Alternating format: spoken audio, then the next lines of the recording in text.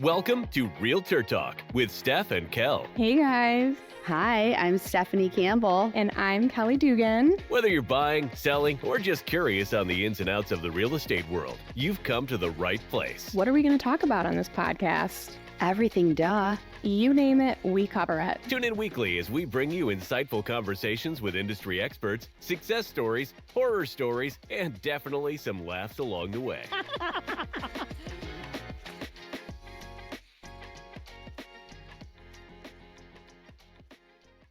Okay. Welcome. What's up? What's up? Episode 18. Oh my gosh, it is 18. That's crazy. It is crazy. Should we catch up a little bit?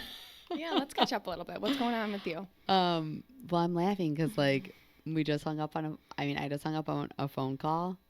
And I tried to record it. Kelly almost lost her while I was on the phone. Well, yeah. Well, the first part one was Stefanie getting a phone call from an agent saying that her client lost on a multiple offer situation. Yeah, and let's not get too detailed here.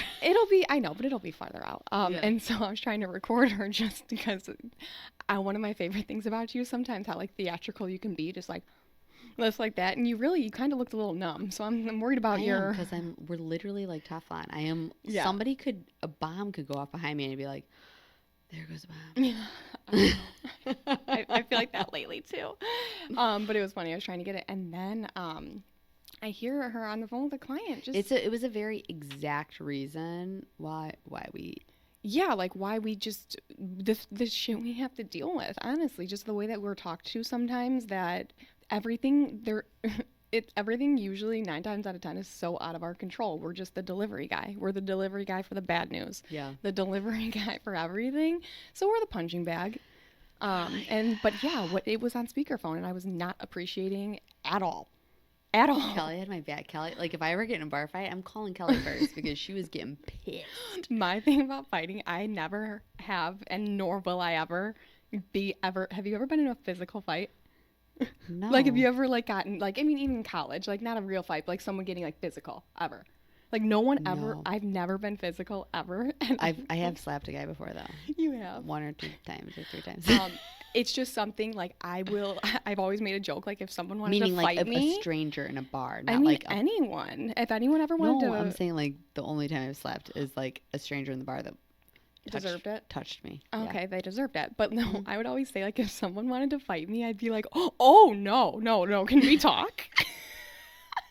I would be like, so quick, you totally got the wrong impression of me. Big bark, no bite. I don't fight physically, but I will kill you with my words, is what I say.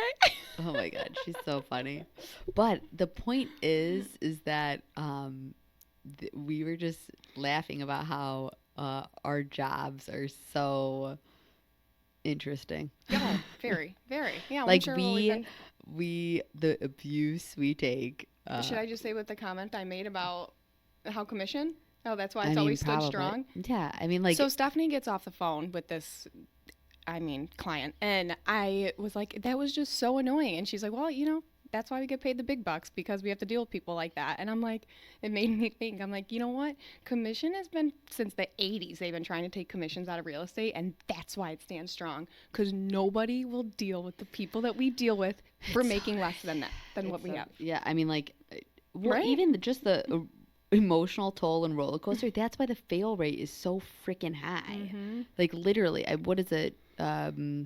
20% of the realtors do 80% of the transactions, and what is it, 80% fail rate or something super high like that. But anyway, what are we doing today, Stefanie? We're on to bigger and better news. Oh, and can I say something really funny, actually? Sure. Shout out to Garrett Lalich, who we're going to have on the podcast eventually to talk about real estate investing. Love that. Because I feel like that would be an exciting topic for everybody. It would. But he was so my brothers, I have 2 of them. My younger brother told me he can't listen to the podcast. Why? Because I'm too bubbly and nice. Okay. Stop And I'm it. like, Oh my God, did we give that off? Apparently to my younger brother, who knows probably the worst. I'm like the bully bigger sister to him. Yeah, so he just thinks you're like fake AF on here? Yes, that's what he's saying. I'm like, no, I'm actually a nice person. Your brother called you out. I don't want to listen to your fake ass podcast. Okay, so that's number one. Number two, my husband told me I sound like a bitch. Okay. Which I'm like, did he ever elaborate on that? imagine being actually famous and all these people critiquing you. Yeah, you gotta get out of the comments of Niall and Garrett. I'm too nice. I'm too nice for my younger brother. I'm too bitchy for my husband. And my older brother told me that I enunciate all my words too much, which I do a lot. Like I do kind of go like this, and then I enunciate. Well, that's just who we are. I But mean, who you are. that's literally who I am. Like that's how I talk. And he's like, well, it sounds very condescending. I'm like, all right. So, I Can I get like some critiques? I'm not joking. Ask like, Garrett. Boom, boom, Garrett, boom. this goes out to you. I want you to critique what are You things better I can watch work out. on. I mean, I'll sick him after you. I was saying, like, I'm not kidding you. I truly think, speaking of all this, like, you have to be like Teflon and this and that. Yeah. I truly think that the way I was raised and the people I was raised with is why I have such a thick skin. Oh. I'm not kidding you. My friend group growing up, savages. I mean, literally, I could just go all. I said they call them the boys, but all the boys I grew up with, you know who you are. If you were riding your bikes in Palmer Ranch, where I grew up, you know exactly who you are. And yeah, they still to this day, like they're ruthless. And like I know. and also too having sisters. I mean, the Oh, things right. me and my sister Yeah. said to each other. It's like, I mean, I know. That's, I mean, you have to, like, we just weren't that kind of family. We were like filterless and rude, and it's still carried on. And here I am just doing me, you know, you like me or you don't. Like, I'm just like, that is hilarious. So anyway, shout out to my rude A brothers for helping me be successful. I mean, yeah. We'll take all the criticism, you know. So skipping on forward to what we're actually supposed to talk about is today we're interviewing Kelly. Oh, joy. I love her so much. It's like my nightmare. Okay. I sent you the questions a long time ago, but I feel like you forgot them. And I truly wrote these questions in under 2 minutes. I was like, I hung up on the phone with you. It was like, and sent. And so I don't really remember them either, but I'm going to pull them back up. Okay. Why real estate? Tell me why. Why? You know, I wish I could go back to like my exact mindset then, because I was, you know, working at my old job. And I do remember a really big reason why I wanted to get into real estate was for the investing aspect. If you would have told me that I would be like just doing what I'm doing now with you, how at that time, that was not part of the vision, because I don't think I don't think I knew what, you know, your day-to-day everyday realtor does. I think it was that very simple idea of I'm going to hold a license that I'm going to have the capability to buy and sell properties, period. Okay. And so it was more so of like me for myself with like investing. And one of my first deals was actually with my investors who are friends of mine, and they were buying their first investment property. So a lot of it was like that. And then I think my meeting with you, it just completely obviously changed the game. And I think I just started doing what you do. Like I just started mocking you of what you do. What? In the sense of like, yeah, how you talk to clients, or like how I just take the abuse. How you take the abuse. But I think I was just like, it was one of those things where I'm like, okay, and I remember my mom's townhouse was my first deal on the buy. So it was like, okay, I'm going to help my mom buy her townhouse, and like just getting used to that rhythm. And then of course the satisfaction and everything when it was closed and I got paid, I'm like, oh my gosh, like, all right, who's the next person that I can like buy or sell to, you know? Like, so it really wasn't this thought out crazy thing. I didn't even tell that many of like my old clients from my old job that I was doing it, because I just didn't know where it was going to go. Like Niall was one of the chosen few that I told, thankfully, because obviously now if I didn't tell him. Niall is my husband. Yeah, Niall's Stephanie's husband. Is he still salty that I don't cut his hair? He found someone else, right? I think so. I don't know. He's like a hop arounder, I think now. He's a nomad now. He's a nomad. We have a name for them at the salon. No. Yeah, I think so. So yeah, it's hard for me to answer why real estate, because I don't even think I knew at the time. You kind of, so like in a roundabout way, you kind of fell into. Because not one person. I mean, like I don't have one family member, one close friend. Like no one is in real estate at all in my circle. Interesting. Okay. Very interesting. Okay. When you were a little girl, what did you dream of being when you grew up? What I was doing before this. Really? When I graduated high school. Stop right now. My 6th grade teacher from grade school, shout out to Mrs. Moy, I loved her. She had us all in 6th grade write what we wanted to be when we were older. And obviously I didn't really remember. And she mailed them to us when we graduated high school. And this is what I was working at the salon. It said, when I'm older, I want to be a hairdresser. So I wouldn't have known that if she didn't mail those to me. I probably wouldn't have remembered. But yeah, isn't that crazy? Oh, that's cute. I know. Wow. Okay. What was your biggest takeaway from your past career that you apply to today? Oh my gosh, so much. Like you would never think just with how different of fields, obviously real estate and hair is, but the communication aspect, knowing how to talk to a full-blown adult one-on-one, like, because I started doing hair when I was early. I was 19, 20 years old.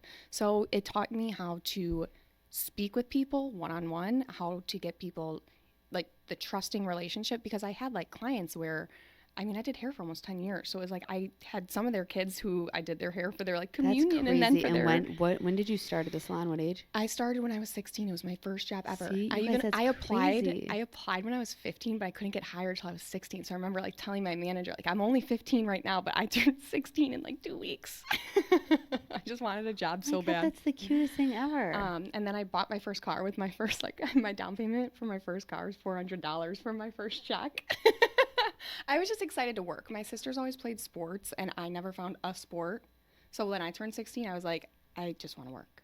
You're my second, like, so do you not consider yourself athletic? Because I am athletic. That's why I'm shocked you never did sports, because I would consider you would. Dragged to my sister's shit my whole life. I think my parents tried really hard. Like, all right, Kelly, my sisters were just so involved with softball, and they're 3-4 years older than me. Okay. And they gave me I tried every sport. I was probably so annoying. I did soccer, cheerleading, track, softball. Everything. And I was. You just didn't like any of them? I don't feel like I ever got that, like, young commitment as a kid to a sport that would make me want to grow into, like, my adult years with it. It was kind of things just to stay busy, because I think my parents, that was something that you valued, as team and all that stuff. Right. Okay. But yeah, so I was really, really known for as concession stand Kelly, because my sisters played softball and I just went to the fields and that was my name. I love that. I love that about you. Concession stand Kelly. What do you think the number one attribute you need to be a success? What do you think the number one attribute you need to be successful in real estate? Oh, man, I don't know. A lot. Number one. You're not saying, like, what do I attribute? Like, 'cause I feel like I was about to be like, you. That's what you need. You need a really good mentor. A really good mentor. Okay. I think that's huge too, because they throw you to the wolves. If you pass your boards, like, you have no idea. No idea about anything until you start actually practicing the business. And I don't think you can fully start practicing the business confidently to get you to that next step without a mentor.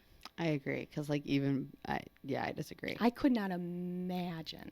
I don't think I could imagine. I don't think I would probably have, if I did not meet you, I think I would probably have my license hung at some sort of brokerage that didn't care that I could just use almost one. Like, I don't know if I would have made it a career.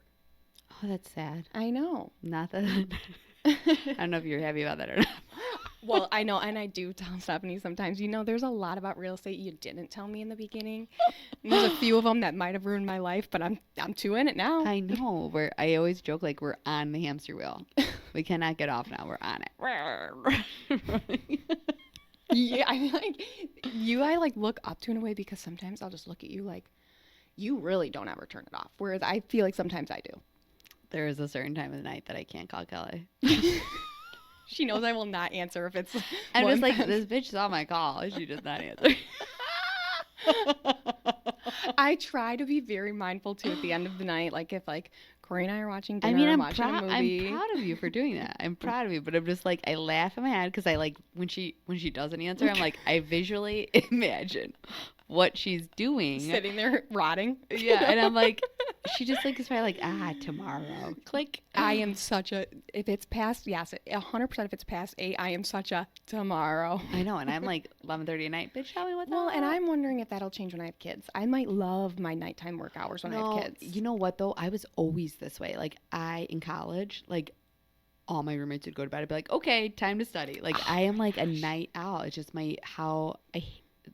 anyway. My sister, my mom's a server, and so we like were kind of night owls in my house my whole life growing up. And I think that because my mom doesn't stroll in like close to midnight after work, that I just naturally started to get a bedtime. But I think that our whole house, me and my sister Trisha, would love going to Meijer because they're 24 hours. It'd be like 11:30 on a school night. We'd be like, let's go to Meijer. Oh my gosh. Yeah. Okay. See? All right. What was the biggest thing you were shocked about to learn with your job once you started? I wouldn't say, yeah, shot. A couple. Actually, there's two things probably. Okay. One of them is it is so important, and this comes with, naturally, this comes with years, who you freaking know.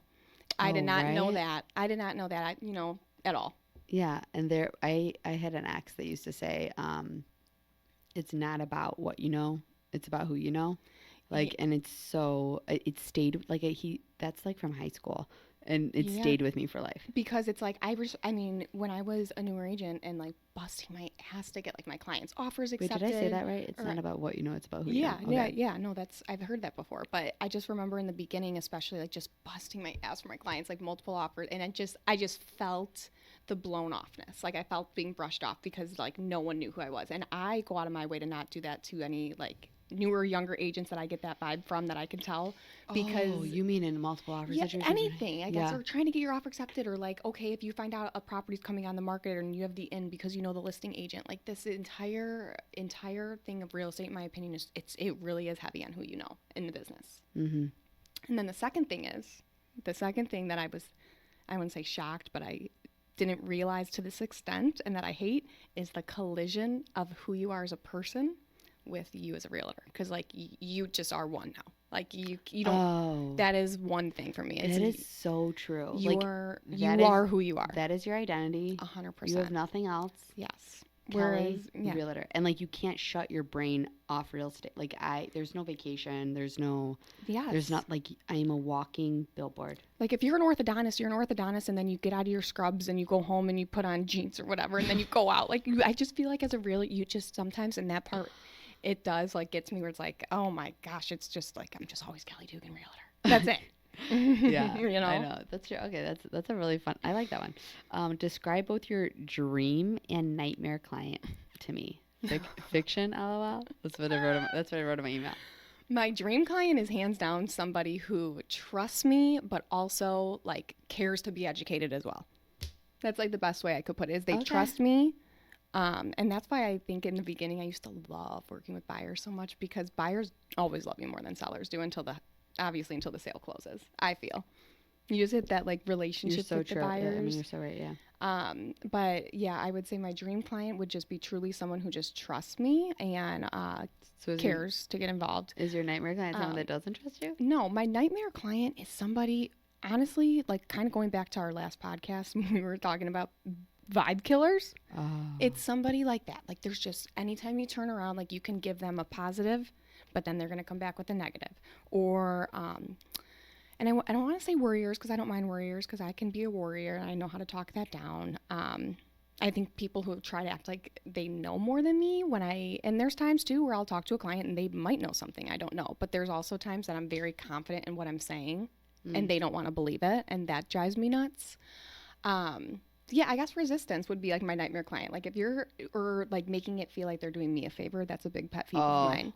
I just said this to a friend of mine the other day. Yeah. Long story short, it sounded like, one of my good friends wanted to use me and yada, yada, yada. Her significant other had other things. And I'm like, look, and in the nicest way possible, like I actually have a lot of clients right now who genuinely value and need me. And if like you don't want that, Dude, I love this. I don't want to feel like I'm I don't want you in your head to feel like I'm just jumping on the train. Like, no. Yeah.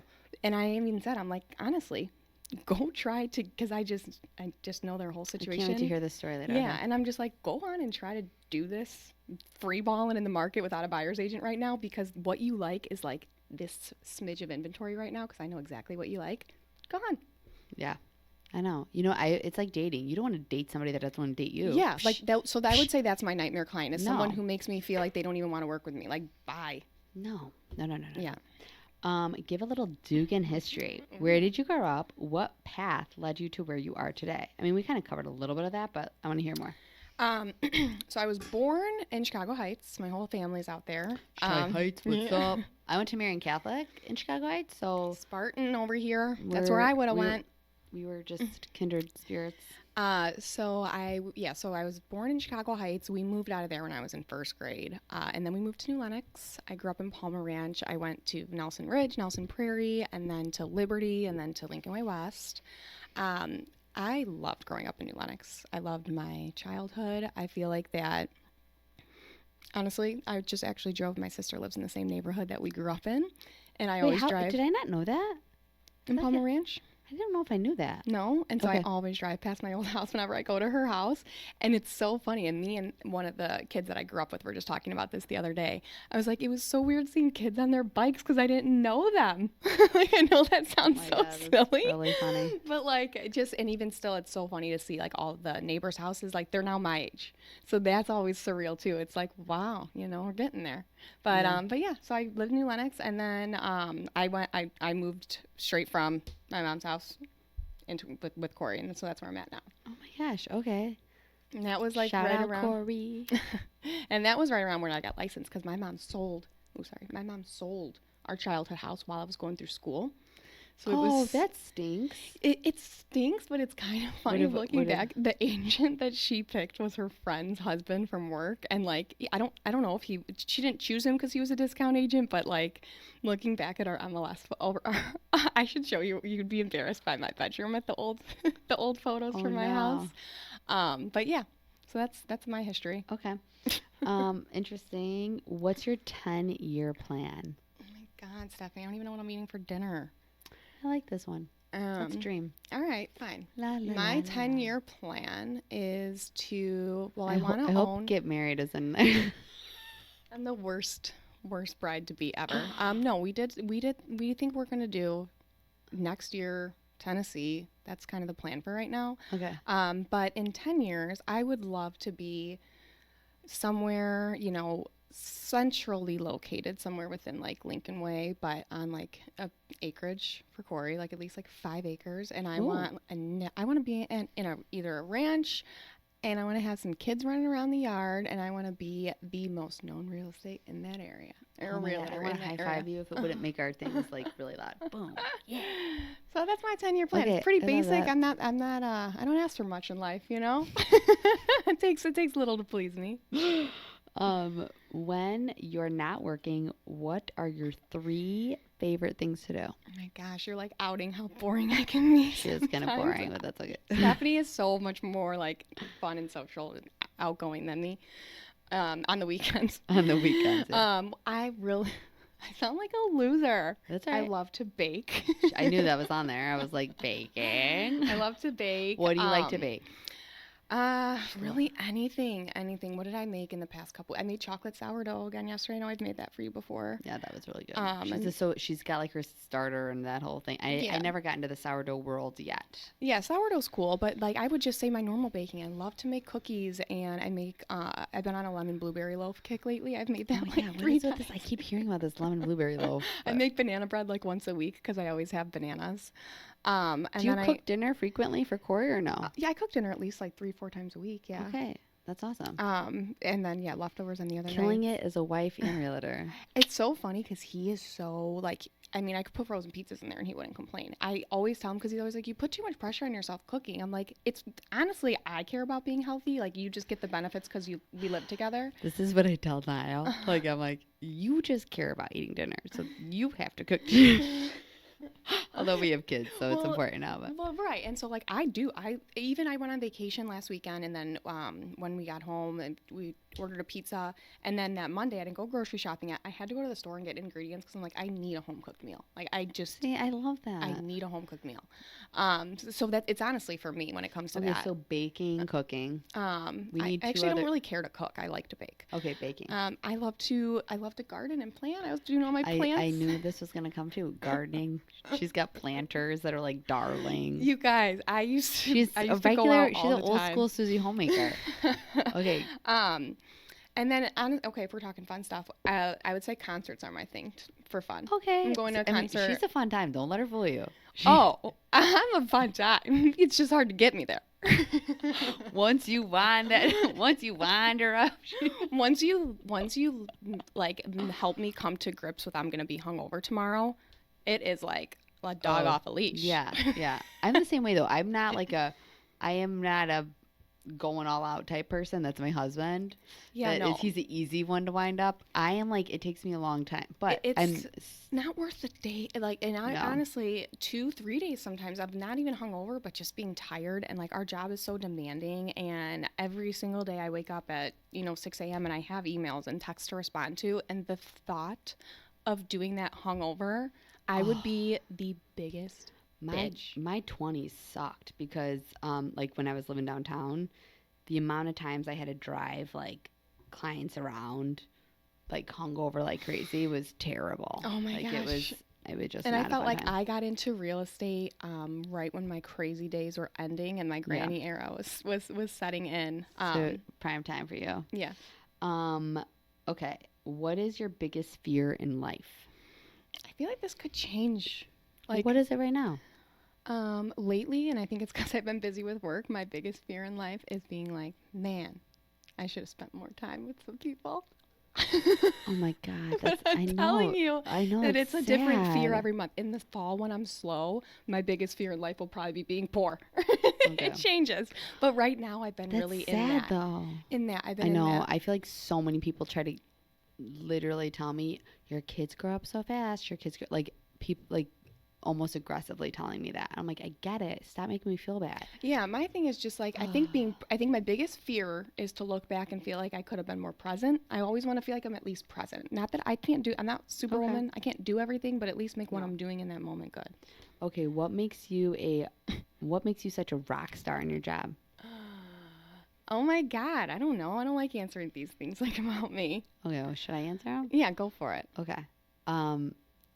Because I will say, and whenever I'm talking to somebody like at the office and we bring out Kelly, they're always like, oh my God, Kelly, I love her so much, blah, blah, blah, blah. And I'm like, I know. And the same thing I'm getting red. Okay, good thing you're tan. The same thing echoes is that you're just super duper genuine and yourself. And like, she's obviously super pretty. And I feel like you would never, no matter how awesome you are on the outside, you would never know that by once you get. Are you gonna cry? Oh my God. I might know. That is so nice. But I mean it. She's just the most genuine human ever, and I think that's what makes you so great at your job. Is that what you see is what you get, and you are you through and through, and there's no BS or fakeness. And I love that. it just that's why I love you so much. Oh my God, I love this. I feel the same way about you. I feel like we are both very. You get what you get. Here it is. You get what you get. Take it or and leave you can't it. throw a fit. Yeah, That's what if we you're call smart, the you'll kids. take it. But I mean that's all I got for you, girlfriend. Well, there you actually. I see number 12 right here, Stephanie. Stephanie has a number 12 question. I did. Why do you love me? Ha ha ha ha ha. I Just kidding. love you because you literally, I'm not kidding you, like your resilience back to it. Because I know how many times I've called you. If it were me in your shoes, I would have been like, enough for the night. You, like, I have a tolerance. I feel like you just don't. Like, you're just, and I hope I get to that point. I think it literally is like it is. I can think back to my mother, and I have a very freaking high tolerance for a lot of stuff. And I love about Stephanie too is like, if you like were to like triple text someone or like call someone like, oh, I forgot to have Snow. Like, I never feel, Stephanie never makes me feel annoying. And I know that I've annoyed her multiple times. I don't get annoyed. You don't. I don't like at stuff. all. That kind of stuff. My threshold is so high. Yeah. That's what I mean. Like, if I think you're a bad person, you're probably a really bad person. I think we have good reads on people. You can tell. Yeah. So anyway, Oh. we just not to make it a love fest. but I love a love fest. It is a love Why fest. not? We're It here is a for love love. fest. I love it. I think that's it, right? I think We've so. taken up enough No time other today. outstanding questions you have?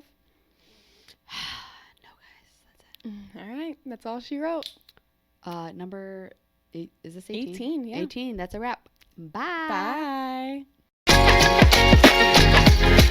Thanks for listening. Tune in weekly for new episodes. Follow the link in the show notes to answer our survey and have your topics talked about on Realtor Talk with Steph and Cal. Thanks for listening. Until next time. Bye. Ciao.